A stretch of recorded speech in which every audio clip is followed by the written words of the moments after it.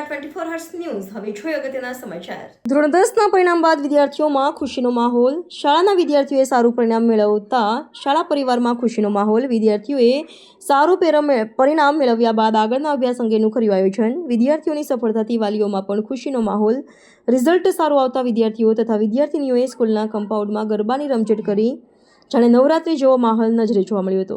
92.33% અને 97.76% આવ્યા છે। આગળ સીએ માટે કોમર્સ લઈશ અને સીએ પછી કરીશ। એક મહત્વનો પ્રશ્ન કે તમે સોશિયલ મીડિયા ઉપયોગ કરો છો?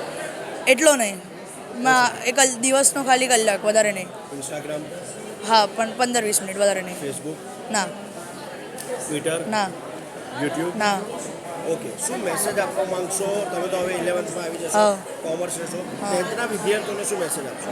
10થના વિદ્યાર્થીઓને કે તમે બહુ બોર્ડ એક્ઝામ એમ કરીને ડરી ના જતા, તમારી મહેનત કરજો એટલે તમને તમારું પરિણામ સારું મળશે જ।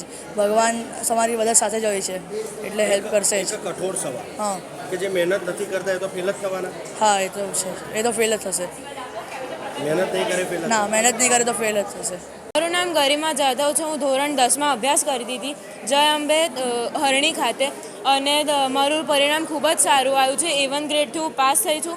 97% છે અને 99 પોઈન્ટ સમથિંગ પર્સન્ટાઇલ છે, અને એ પરિણામથી મને ખૂબ જ ખુશી થઈ છે। પણ આ પરિણામ કંઈ એક જ દિવસમાં નથી આવ્યું, એની માટે મેં રોજની રોજ તૈયારી કરી છે। જે સ્કૂલમાં ચાલતું હતું એ જ વસ્તુ હું ઘરે જઈને દરરોજ 3 થી 4 કલાક આપીને ઘરે જ એ વસ્તુનું રિવિઝન કરતી હતી, ત્યારે જ જઈને મને આજે આટલું સારું પરિણામ મળ્યું છે। અને આ પરિણામ માટે હું મારા પેરેન્ટ્સ, મારા ફેમિલી મેમ્બર્સ અને મારા શિક્ષકોનો ખૂબ જ આભાર માનું છું। એમના માટે હું એટલી સલાહ આપીશ કે ચિંતા કરવાની કોઈ જરૂર નથી। તમે ખાલી જે મેઇન કોન્સેપ્ટ હોય એના પર ધ્યાન આપો, અને એ વસ્તુને રટવાની જગ્યાએ એને સમજીને કરશો તો તમને વધારે ઇઝીલી સમજણ પડશે અને તમને એની પાછળ વધારે મગજ બગાડવાની જરૂર પણ નહીં પડે।